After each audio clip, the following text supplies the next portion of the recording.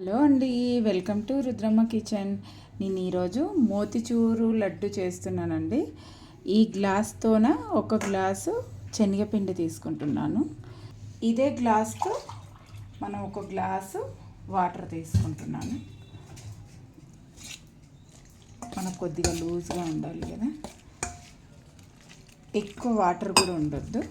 మరి మజ్జిగ ఎలా ఉంటుందో అలా ఉండాలి. ఇది మొత్తం ఒక గ్లాస్ వాటరే సరిపోతుందని అనుకుంటున్నాను నేను. మోతిచూరు లడ్డుకు పల్సగానే ఉండాలండి.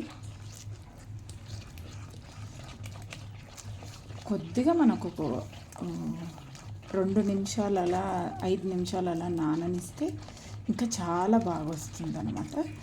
శనగపిండి బాగా నానితే బాగుంటుంది. చూడండి, కొద్దిగా చిక్కుపడింది కదా, ఇంకా కొంచెం ఈ గరిటెదంతా వాటర్ వేస్తున్నాను. అవి పెట్టానండి, స్టవ్ కూడా ఆన్ చేసేసాను. నూనె వేస్తాను. ఇంత నూనె చాలు అనుకుంటున్నాను, ఏదో అందాజ మీద వేసాను.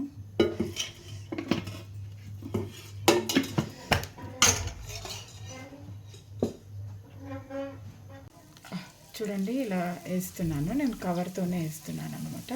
ఇది శనగపిండి కవరు, చాలా బాగా వస్తుంది, చిన్నగా వస్తుంది. చూడండి, ఇలా గలగల సౌండ్, చూడండి సౌండ్ వస్తుందిగా. ఇలా గలగల సౌండ్ వచ్చినాక తీసుకోవాలి.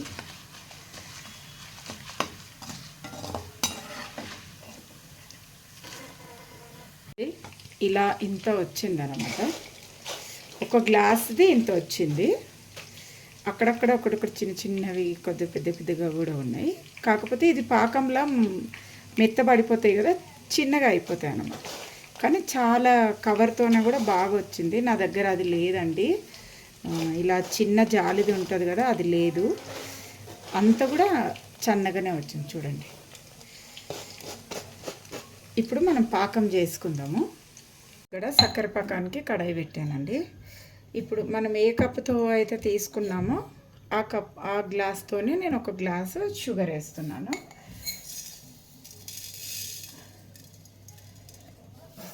పర్ఫెక్ట్గా కావాలంటే ఒక గ్లాస్ మస్తు అవుతుంది.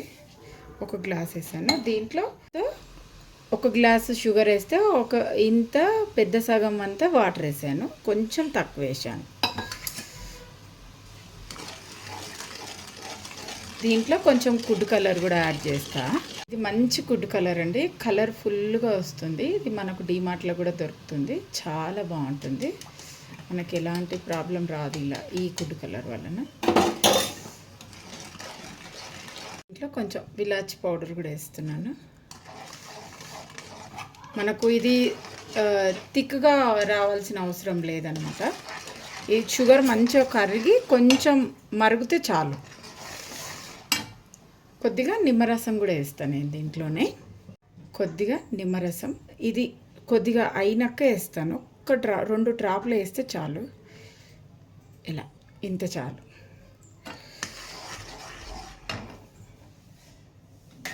టేస్ట్ కొరకు కొంచెం ఎలా అంటే ఒక్క చిటికెడు సాల్ట్, చాలా టేస్ట్ ఉంటుంది. మీరు ఒకసారి ట్రై చేయండి.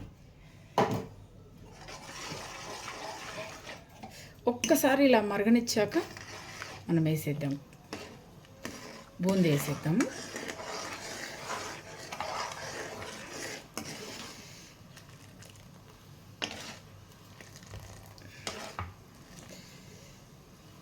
మరుగుతుంది కదండి, ఇంకా వేసేద్దాం ఇప్పుడు మనము. ఇది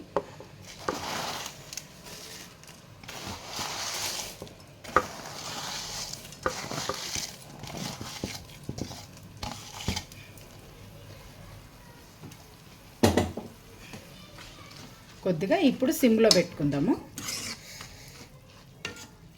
కొంచెం హైలో పెట్టేస్తున్నాను, ఉడుకుతుంది చూడండి. ఇది దగ్గర పడుతుంది మొత్తము.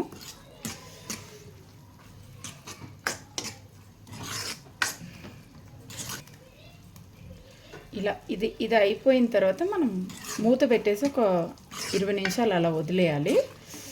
బాగా మంచిగా మెత్తగా అయిపోతుంది అనమాట. ఇంకా గట్టిగా ఉంది. ఇప్పుడు సిమ్లో పెట్టేద్దాం. ఇంకా కొద్దిగా దగ్గర పడింది కదా, ఇంకో కొంచెం దగ్గర పడుతుంది. కొద్దిగా మూత పెట్టేస్తాం. ఒక రెండు నిమిషాలు మూత పెట్టేస్తాం. ఇప్పుడు చూద్దామండి. ఒక 2 నిమిషాలు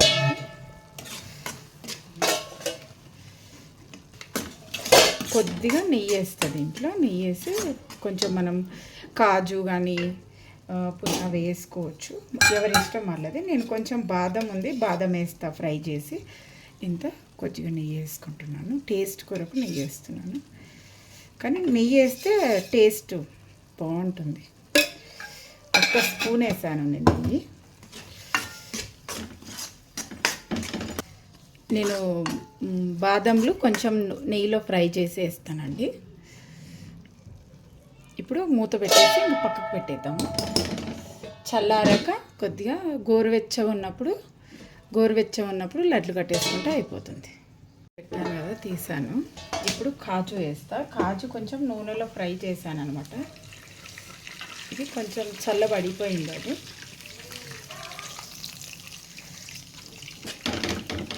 ఇప్పుడు ఇది కలుపుతా. అందుకే నేను బాదం వేసాను అండి. నేను చల్లగా చేసేసినాను. ఇప్పుడు మనం లడ్లు కట్టేసుకుందాము.